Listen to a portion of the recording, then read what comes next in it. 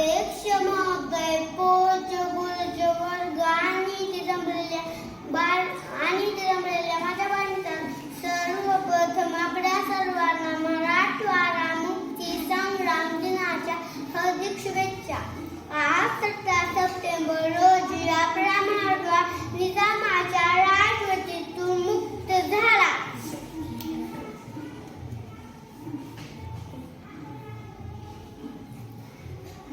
ज्यांच्यामुळे मराठवाडा मुक्त झाला त्या सर्व वीरांना अभिवादन करतो. स्वामी राममन तीर्थ यांच्या नेतृत्वात 17 सप्टेंबर 1948 रोजी आपला मराठवाडा मुक्त झाला व आपल्याला स्वातंत्र्य मिळाले.